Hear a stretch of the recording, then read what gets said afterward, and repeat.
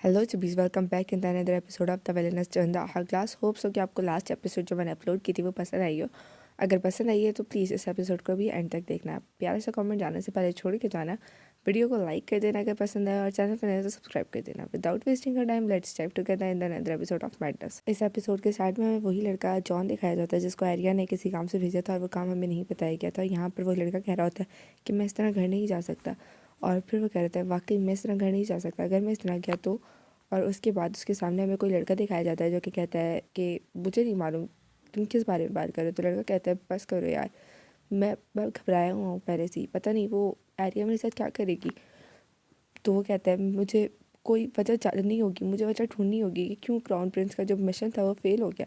तो जो उसके सामने गोल्डन बालों वाला लड़का होता है वो कहता है मुझे माफ़ करना, लेकिन मुझे इन बालों के बारे में वाकई नहीं मालूम है। तुम्हारे सामने हमने बहुत खोज की है जॉन, लेकिन हमें कुछ मालूम नहीं हुआ। उसके बाद बेचारा जो जॉन होता है वो रोना शुरू हो जाता है कि मेरे दोस्त ने मुझे पहले ही कहा था, मतलब इस गोल्डन बालों वाले ने, कि तुम प्रिंस के मामले में ना ही पढ़ो तो बेहतर है। लेकिन फिर भी मैं उस आइडिया की वजह से इस बात को जानने लगा, लेकिन अभी मुझे इसका कोई क्लू नहीं मिला कि प्रिंस का प्लान फेल क्यों हो गया आखिर। कर देंगी, ऐ खुदा मेरी मदद करो, मुझे कहीं ना कहीं से कोई क्लू ढूंढ के दो। और वो बहुत रो रहा होता है चीख चीख के। सस्पेंस में भी देख रहा होता है कि कोई क्लू यहाँ पर मौजूद है। और फिर उसे याद आता है उसी का, मतलब उसी शॉप के बारे में। वहाँ जाता है, वो कहता है क्या कोई यहाँ पर है। वो बूढ़ा आदमी बोलता है कि यहाँ पर कौन है। तो वो लड़का कहता है मैं वही हूँ जो आपके पास आग ग्लास कुछ लेने के लिए आया था। अगर आप मुझे मेरे सवालों का सही जवाब देंगे तो मैं आपको 50 शिलिंग दूंगा। और उसके बाद उसके हाथ के ऊपर वो 50 शिलिंग रखता है। लड़का कहता है अब इतने भी वो बुरे मत बनो, मुझे अंदर आने दो। तो जो सामने वाला आदमी होता है वो उसको अंदर आने देता है, और फिर उससे बोलता है कि हाँ तुम वही हो ना जो वहाँ आए थे। वो कहता है हाँ। तो आदमी कहता है शुक्रिया उस लेडी का, उसकी वजह से मेरी जो तमाम तर टिकट थी वो बिक गई कैसीनो की, और मेरा जो तमाम तर कर्ज था मैं उससे निकल गया। लड़का बोलता है ये तो बहुत बेहतर हुआ। यहाँ पर जॉन को मैं लड़का कह रही हूँ, तो जॉन कहता है ये तो बहुत अच्छी बात है कि तुम्हारी जो कर्ज था वो तुम्हारा कर्ज तुम्हारे अंदर उतर चुका है। तो वो बूढ़ा आदमी कहता है हाँ शुक्रिया, ये सब उन्हीं खात उसी औरत की वजह से, यानी कि अभी एरिया की बात कर रहा है कि उसी की वजह से तो हुआ। और वो कहता है क्या तुम यहाँ पे अकेले आए हो, वो लड़की नहीं आई। तो वो कहता है नहीं नहीं, यहाँ पे मैं अपने कुछ पर्सनल मैटर की वजह से आया। और अभी वो इतना ही बोलता है कि उसको पीछे से कोई बहुत ज़ोर से मारता है, इतना ज़ोर से कि वो टेबल के ऊपर सामने वाले गिर जाता है और बेहोश हो जाता है। पीछे से किसी की आवाज़ आती है कि चेक करो उसके चेहरे को। और वहाँ पर वही येलो हेयर्स वाला, मतलब जो पहले कुछ देर पहले जॉन के साथ लड़का था गोल्डन हेयर्स वाला, वही होता है। और वो बताता है कि इसका नाम जॉन है, कि मेरे साथ पहले मेरे साथ ही नाइट भी जॉब करता था, लेकिन अभी काफ़ी टाइम से रॉसन फैमिली का गार्ड है। तो फिर जो ऑस्कर होता है वो कहता है रॉसन ये उसी लड़की के घर है ना। मुझे समझ नहीं आ रहा है ये लड़की यहाँ पर क्यों आ रही है बार बार, मैं उस लड़की के बारे में कैसे बोल सकता हूँ। और फिर वो लड़का जो आदमी बोलता है, मतलब कि वो बूढ़ा आदमी, वो कहता है मेरे रिवॉर्ड का क्या। तो ऑस्कर कहता है हाँ ठीक है तुम्हें मिल जाएगा। और फिर वो अपने बंदों को कहता है ऑस्कर के जाओ तुम जो काउंट रॉसन की भाभी है और उस पर नज़र रखो। मैं तो भूल ही गया था उनके बारे में, विस्काउंट ल्यूपर पर नज़र रखते रखते मेरे जहन से वो लड़की निकाल ही गई। जाओ उस लड़की पे नज़र रखो और देखो उसका कोई भी ताल्लुक अगर मिलता है उस काउंट ल्यूपर से, मतलब कि काउंट ल्यूपर वो है जो उसका जो कि कसिनो का मालिक था जो कि भाग गया था। और फिर उन्हें सडनली आवाज़ आती है कि हमें वो मिल गया है। उसे बहरिया बोलती है अभी तुमने क्या कहा। तो वो कहती है मैंने कहा कि तुम चले जाओ। और उसके सामने बैठा होता है जॉन। वो एरिया कहती है मुझे अपना चेहरा दोबारा मत दिखाना जब तक कि मैं तुम्हें बुलाऊँ ना, अभी के लिए तुमसे बस मिली पे नज़र रखो। तो जो जॉन होता है खड़ा हो जाता है, कहता है क्या आपको मतलब है कि लेडी मिली पे नज़र रखूँ। तो एरिया बोलती है हाँ मिली के ऊपर नज़र रखो, जैसे कि मैंने तुम्हें कहा, तुम्हें याद है ना। तो जॉन कहता है हाँ मुझे याद है, अगर कोई मुझसे आपके बारे में पूछे तो मुझे बस यही कहना है कि आप रोशन ख़ानदान की बेटी हैं, उसके अलावा कुछ नहीं। तो आर्या कहती है हाँ बिल्कुल ठीक, और मेरे ख्याल से अब तुम्हें चले जाना चाहिए। उसके बाद जॉन जो है वो चला जाता है, और आर्या जो है बहुत गुस्सा आती है, कहती है ये लोग यूजलेस ट्रैश, ये लोग क्या समझते हैं अपने आप को, यहाँ पर है क्यों ये। और फिर वो दूसरे नाइट के बारे में बताती है कि वो आया था तो उसने मुझे एक कम से कम इन्फॉर्मेशन दी थी कि जो विस्काउंट ल्यूपर था वो पकड़ा गया। हमें ऑस्कर का वक्त याद होगा अगर आप लोगों को, तो ऑस्कर को कोई बुलाता है और कहता है वो यहाँ पर है, मतलब कि उस वक्त जो ल्यूपर था वो पकड़ा गया था। और फिर जो एरिया होती है वो बहुत ज़्यादा गुस्सा होती है, कहती है ये लोग पता नहीं क्यों मेरे घर में है या मेरे कार्ड्स हैं। खैर मुझे इस वक्त जो भी करना है वो है कि लोगों को अपनी तरफ करना है, इसके अलावा कुछ भी नहीं। और फिर वो जो है अपनी माँ के पास जाती है, कहती है माँ, तो जो उसकी माँ बोलती है कि क्या तुम्हें क्या चाहिए। तो एरिया बोलती है दरअसल मैं आपसे कुछ मांगना चाहती हूँ। उसकी कहती है क्या। तो मैं कहती हूँ मुझे दरअसल अपने लिए न्यू ट्यूटर्स असाइन करनी है। तो उसकी माँ जो है वो पुराना वक्त याद करती है और कहती है तुम्हें ट्यूटर, अगर आप लोग ऊपर पिक्चर में देख रहा हो तो एरिया जो है वो चीख के कह रही है कि मुझे ट्यूटर नहीं चाहिए, और उसकी माँ जो है वो इसकी बात को मान भी जाती है। लेकिन अब एरिया खुद उससे मांगने आई है मतलब एक ट्यूटर को, तो वो बहुत ज़्यादा वो है, थोड़ा सा मतलब ऑकवर्ड हुई है। और वो उसकी माँ कहती है कि एरिया तुम बहुत बदल गई हो, खैर ये नॉर्मल है मेरे लिए ये चेंज देखना भी, चलो ठीक है तो बताओ तुम्हारे पास अगर कोई सजेशन है अपने ट्यूटर्स को लेकर। तो वो एक पर्ची पकड़ाती है और उस पर्ची पे डिफरेंट ट्यूटर्स का नाम होता है, और जो उसकी माँ होती है वो कहती है तो हमारे ख़ानदान से नहीं, तो डिफरेंट फैमिलीज़ हैं। तो एरिया कहती है हाँ ये डिफरेंट फैमिलीज़ हैं, मैं चाहती हूँ कि मैं उसके जो मेरी बहन मिली है उसके ट्यूटर्स को ना शेयर करूँ, मैं चाहती हूँ मेरे अपने पर्सनल ट्यूटर्स हो, तो प्लीज़ आप मंगा दें। और उसके बाद यहाँ पर हमें 3 लेडीज़ दिखाई जाती है जिनको जो एरिया है उसने रिकमेंड किया, और उसने बताया इन्हें रिकमेंड इसलिए किया क्योंकि आगे जाके लोगों की शादियाँ जो है बड़े ख़ानदानों में हो जाएंगी और ये बहुत पावरफुल बन जाएंगी। और एरिया जो है वो इन्हें अपनी लिए अपनी पब्लिसिटी की एक सीढ़ी बनाना चाहती है। उसके बाद उसकी माँ कहती है कि मुझे नहीं लगता ये जो वुमेन्स है वो इतनी नॉलेजेबल है, ये यहाँ इतनी तालीम याफ्ता है कि तुम्हें टीचर कर सके। तो एरिया बोलती है कि नहीं ये अच्छी है, मैंने सुना है इनके बारे में। और फिर वो वही बात बोलती है मैं अपनी बहन की जो टीचर्स हैं उन्हें शेयर नहीं करना चाहती। तो उसकी माँ जो है वो उस नौकरानी को वो जो लेटर है वो पकड़ा देती है, कहती है इन सब जिन जिन लोगों के इसके अंदर नाम है उन्हें लेटर लिखो ताकि वो जल्द से जल्द मेरी बेटी को यहाँ पढ़ाना है। उनमें से एक जो है वो अगले दिन आ भी जाती है और कहती है कि मैं यहाँ पर हूँ जो हमारी एरिया है उसे सर्व करने के लिए, और इस तरह इसका नाम सैलिन बताया जाता है।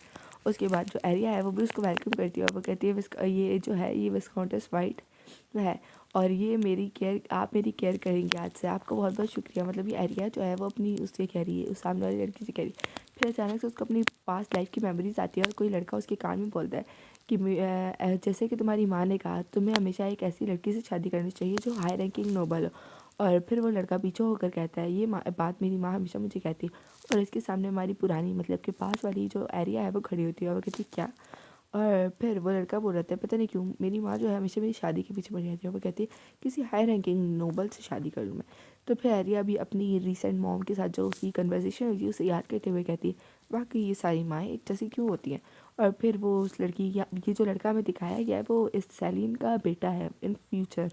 तो यहाँ पर जो सैलीन होती है वो एरिया को एडिशन समझा रही होती है और वो प्लेट के अंदर 3 बिस्किट रखती है, उसके बाद एक और बिस्किट रखती है। तो वो एरिया को कहती है अब देखो पहले ये 3 बिस्किट थे अब मैंने एक और डाला तो ये 4 बिस्किट हो गए।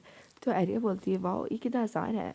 और फिर एरिया दिल में बोल रही थी ये लड़की मुझे कितना स्टूपिड समझती है, कितनी बेसिक चीज़ें मुझे सिखा रही है। और इसी तरह जो वो सैलिन होती है वो उसको डिफरेंट चीज़ें सिखा रही होती है और कहती है कि मैं पहली कन्वर्सेशन से ये जान चुकी हूँ कि एरिया के बारे में जो मतलब कि र्यूमर्स हैं वो टोटली डिफरेंट है, ये तो बहुत पोलाइट बच्ची है।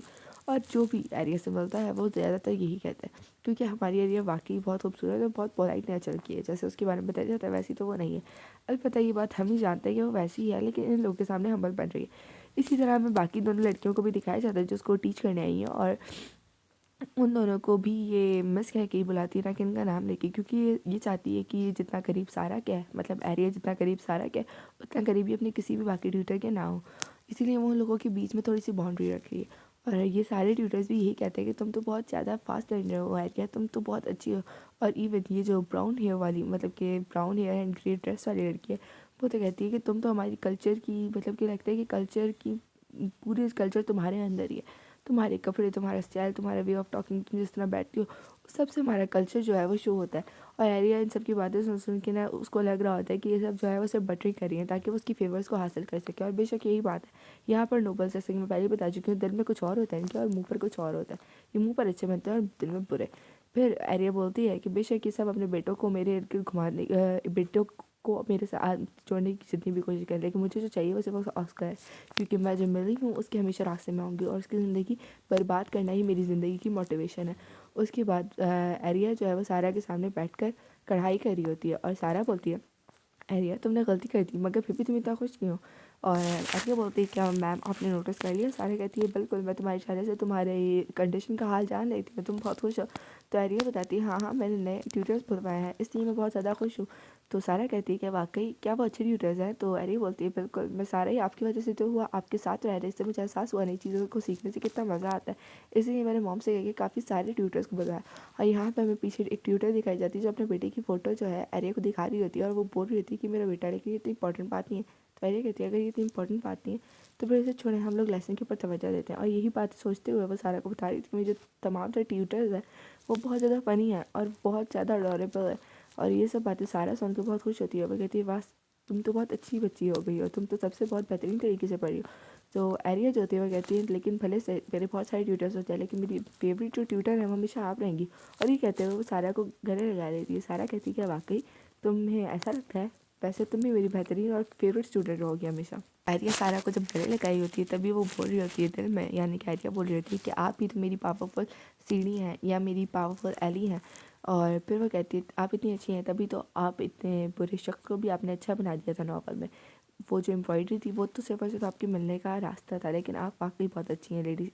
नेक्स्ट एपिसोड के स्टार्ट में हमें मिली दिखाई जाती है जो कि बहुत बुरा सा उदास सा मुँह बना के खड़ी होती है और लोग उसे खाना सर्व कर रहे होते हैं। और एरिया बोलती है शायद ये इसकी वजह से क्योंकि इसकी एम्ब्रॉयडरी जो है वो बहुत बेहतरीन नहीं जा रही है, या फिर मेरे कमरे में लोगों के आने जाने से ये नाखुश है। खैर वजह जो भी हो, मेरे लोगों के खुले मिलने से अगर तुम्हें इतनी तकलीफ़ होती है, लेकिन फिर भी तुम्हारे को ऐसे देख के मुझे बहुत ज़्यादा खुशी मिल रही है। मैंने यहाँ पे एक बहुत बड़ा ब्लेंडर कर दिया है, वो मैं आपको आगे जाके बताने वाली हूँ कि मैंने वो क्या किया है। फिलहाल आप स्टोरी को सुनिए। यहाँ पर एरिया बोलती है अपने बेड के ऊपर लेटने के बाद कि जो मेली है इस वक्त अपने भाई को लेटर लिख रही होगी और उसका भाई बेचारा क्या ही कर सकता है, वो अपने डंजन में फंसा हुआ जो है वो कुछ नहीं कर सकता, वो यहाँ नहीं आ सकता। मैं उसकी ज़िंदगी का ऐसे ही बर्बाद करती रहूँगी, मैं उसको हमेशा ऐसे ही तंग करती रहूँगी। और ये सब बातें सोचते हुए एरिया जो है बहुत खुश होती है और बेड पर लोट पोट कर रही होती है। और इतने में ही उसे कुछ आवाज़ें सुनाई देती हैं तो वो खिड़की के पास आती है और खिड़की से बाहर झाँकते हुए कहती है जैसी कि यहाँ पर कोई आने वाला है, कोई गेस्ट। क्योंकि जहाँ तक मेरा ख्याल है कि आज अभी वीकेंड चल रहा है तो कोई ट्यूटर तो आने वाला होगा नहीं और ना ही यहाँ पर कोई और आ सकता है। तो यहाँ पर कौन आने वाला है? और अचानक से उसकी जो आँख है वो लग जाती है और फिर वो उठती है। वो कहती क्या मेरी आँख कैसे लग सकती है? मैं क्या ज़्यादा देर तक नहीं सोई? अभी तक जो मेहमान आने वाला था वो नहीं आया क्या? खैर क्या अजीब है, जैसी कहाँ रह गई? और ये कहते वो नीचे उतर रही होती है सीढ़ियों से, कैसे सामने जैसी दिखती है और जैसी जो है वो स्पीड में उसकी तरफ बढ़ती है और कहती है कि लॉर्ड कैन जो है वो वापस आ चुके हैं और उनके साथ जो ऑस्कर है वो भी आया है। और yes guys, here is the blender what I have made. मतलब कि जिस लड़के को मैं कब से ऑस्कर कह रही थी वो ऑस्कर था ही नहीं। ऑस्कर असल में ये लड़का है, वो लड़का पता नहीं कौन है, शायद उसका इंट्रोडक्शन आगे जाके करवाया जाए। खैर ये लड़का ऑस्कर है इस वक्त जो कि मेरी को इस मतलब सॉरी एरिया को इस हालत में देखता है, मतलब कि जो उसका स्लीपिंग गाउन है उसमें देखता है। और एरिया बोलती है कि ये कैसे हो सकता है? उसकी और मेरी जो अभी मुलाकात हो रही थी उसमें तो वक्त था, क्या ये सब एरिया मिली के जो लेटर्स वो कैन को भेजी थी उनकी वजह से हुआ है? और फिर वो अपने आप को थोड़ा काम करती है और वो करती है ऑस्कर को। उसके बाद जो मिली है मुझसे दिखाया जाता है जो कि बहुत बुरा चेहरा बना रही थी और यहाँ पर ऑस्कर भी जो है वो एरिया को वो कर रहा होता है।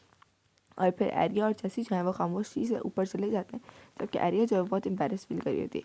और यहाँ पर हमें एरिया को दिखाया जाता है जो कहती है कि सब ठीक है, जैसे ही मुझे तैयार करो मुझे नीचे जाना होगा। और फिर वो नीचे आती है और यहाँ पर हमें सब दिखाया जाता है जो कि डाइनिंग में बैठ के खाना खा रहे होते हैं। इतने में पीछे से उन्हें आवाज़ आती है कि मुझे किसी ने इन्वाइट नहीं किया, क्या मैंने यहाँ आके आप लोग को डिस्टर्ब कर दिया? इतने में जो ऑस्कर होता है वो उन्हें देखता है और जो मिली होती है उसके हाथ से जो उसका खाना होता है वो ज़मीन पर गिरी जाता है।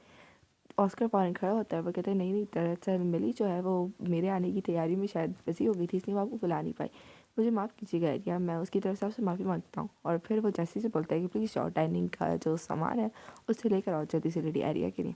और एरिया जो है वो जाके आराम से बैठ जाती है सामने बिल्कुल ऑस्कर के। और यहाँ पे जो ऑस्कर है वो अपने आप को इंट्रोड्यूस करवाता है कि मैं ऑस्कर हूँ हाउस हाउस फ्रेडरिक से। और एरिया बोलती है ओह मैं देख सकती हूँ।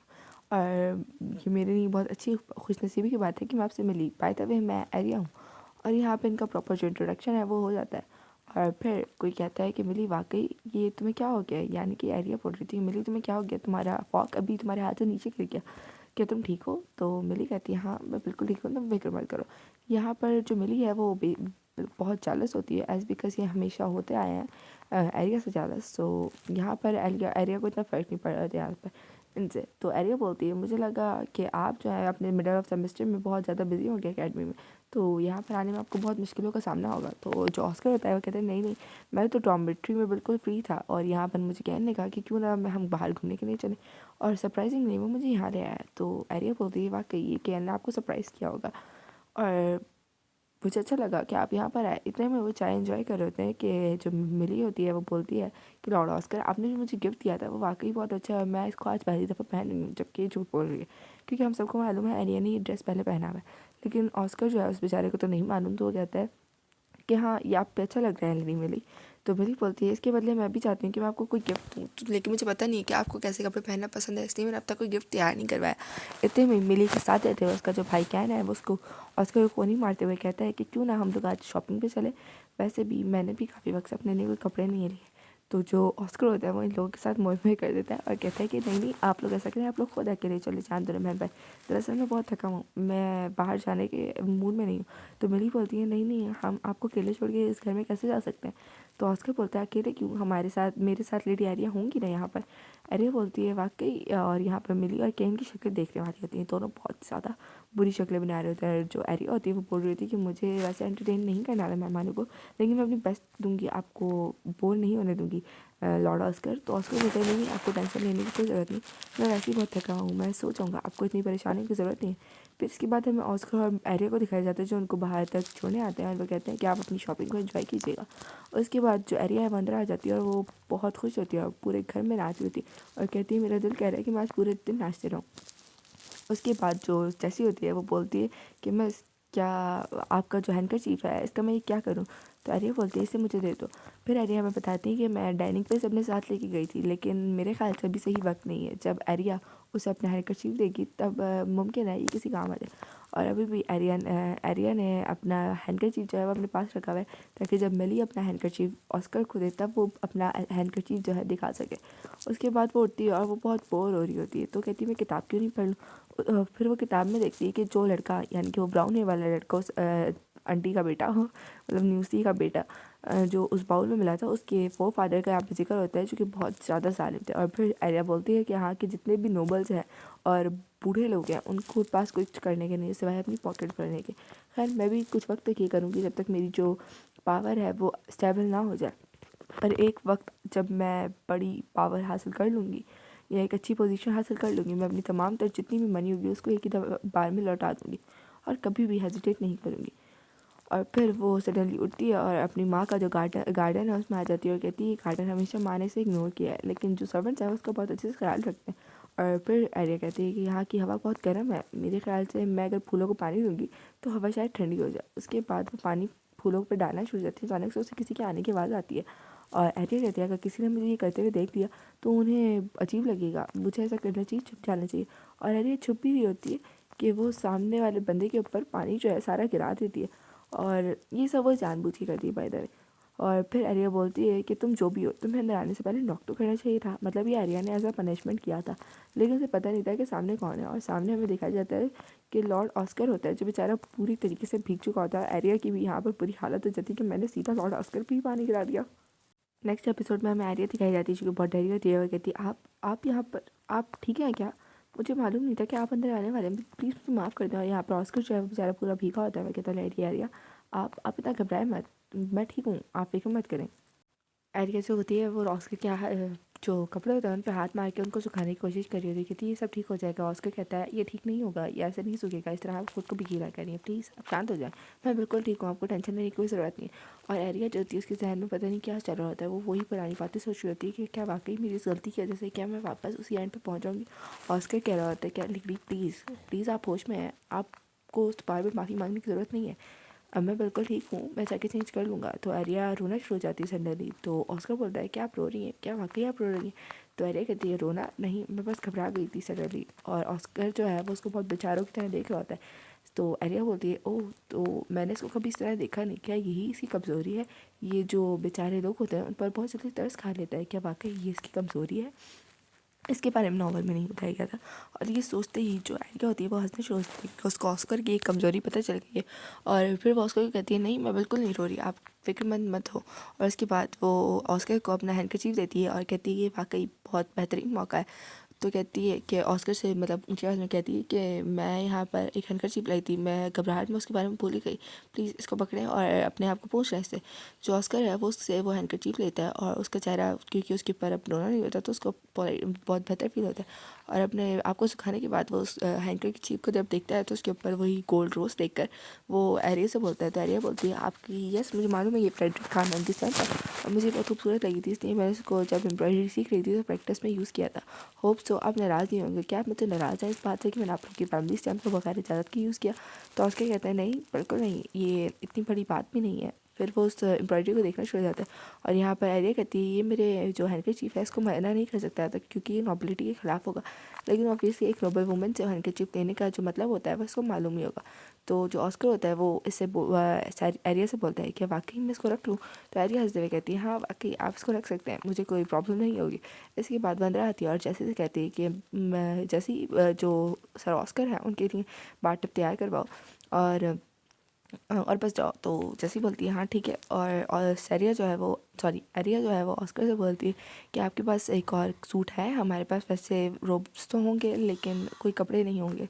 तो ऑस्कर बोलते हैं हाँ मैंने मंगाया तो था, वैसे हम जल्दी में निकले तो मैंने अपने सर्वेंट से कहती थी कि वो एक सूट ले आए। और फिर वो चले जाते हैं वहाँ से, मतलब कि गुड बाय करके। और एरिया कहती है मैं आपको वैसे ही बहुत तंग कर चुकी हूँ तो मैं आपको और तंग करना नहीं चाहूँगी, प्लीज़ बात ले लें। और फिर वो दोनों चले जाते हैं। ऑस्कर अभी भी उसे देख रहा होता है, उसके बारे में सोच रहा होता है जब वो हंस रही थी, जब वो रो रही होती है। और ऑस्कर थोड़ी देर के लिए मुड़ के उसे देखता है और कहता है मैं इस हैंडकरचीफ के बदले उसको गिफ्ट दे दूँगा और बस यहीं पर हमारी ये जो बात है ख़त्म हो जाएगी। मतलब कि इस बात के बारे में जितना सोचने की ज़रूरत नहीं है। फिर उनका दोबारा शायद डिनर टाइम दिखाया जाता है और जो ऑस्कर होता है वो लोगों से पूछता है कि क्या तुम लोगों को कुछ अच्छे कपड़े मिले। तो जो केन होता है वो कहता है कम या ज़्यादा इससे फ़र्क नहीं पड़ता, लेकिन सबसे अहम बात यह है कि हमें तुम्हारे लिए एक तोहफ़ा मिल गया। ऑस्कर कहता है क्या वाकई। और उसके बाद हमें यहाँ पे पेन की निब्स दिखाई जाती हैं। और ऑस्कर कहता है केन ऑस्कर से कहता है मुझे लगता है तुम्हें अपने पेन की जो निब्स है उन्हें रिप्लेस कर लेना चाहिए जल्दी। तो ऑस्कर कहता है वाकई आप लोगों का बहुत शुक्रिया लेडी मिली। तो मिली कहती है नहीं मुझे शुक्रिया कहने की कोई ज़रूरत नहीं है, मैं तो वैसे ही आपके लिए एक बेहतरीन तोहफ़ा तलाश करी थी। अब तो मुझे पता चलेगा कि आपके काम आने की चीज़ है तो मैंने इसको ख़रीद लिया। ये तो अच्छी बात है कि मैं आपके किसी काम में सकी, वैसे भी इससे बेहतरीन रिटर्न गिफ्ट क्या हो सकता था। तो ऑस्कर कहता है नहीं नहीं फिर भी आपको बहुत शुक्रिया, आपने बहुत बेहतरीन तोहफ़ा दिया है मुझे। तो कैन कह रहा होता है नहीं उसे क्यों शुक्रिया कह रहे हो, मैंने तुम्हें ये तोहफ़ा दिया, ये तोहफ़ा उसकी तरफ से नहीं है। और ये सब कन्वर्सेशन एरिया सुन के बहुत बोर हो रही होती है कि क्या क्या ये लोग इन्हीं फालतू बातों के बारे में बातें करते हैं। कितना बेहतर होगा अगर मैं इनके बीच में भी उस हैंडकरचीफ का जिक्र कर दूँ और इनका जो इन्वायरमेंट है इतना ब्यूटीफुल एटमॉस्फेयर इसको बर्बाद कर दूँ। नहीं मुझे ऐसा नहीं करना चाहिए। और उसके बाद जो एरिया होती है वो मिली को देखते हुए कहती है क्या ऑस्कर के ऊपर जो मेरी लुक्स हैं वो काम आती हैं। और फिर वो बेचारा सा मुंह बनाकर बैठ जाती है और ऑस्कर जो है उसको नोटिस करना शुरू हो जाता है और बोलता है क्या आप बेहतर महसूस कर रही हैं लेडी एरिया। तो एरिया बोलती है ओह मैं बिल्कुल ठीक हूँ, मुझे लगता है मैंने आपको परेशान कर दिया, प्लीज़ आप अपना खाना खाएं, मुझे लगता है मुझे अपने खाने पर तवज्जो देनी चाहिए था कि मैं आपको और डिस्टर्ब ना करूँ। तो ऑस्कर कहता है इतने में जो मिली होती है उसके हाथ से फिर से फॉग गिर जाता है और मेरी हमें वाज़ेह तौर पे बहुत ज़्यादा जेलस दिखाई जाती है। और yes guys it's enough for today, hope so कि आपको वीडियो पसंद आई हो। मिलते हैं नेक्स्ट वीडियो में, तब तक के लिए अपना ख्याल रखो। Okay take care, bye bye, अल्लाह हाफ़िज़।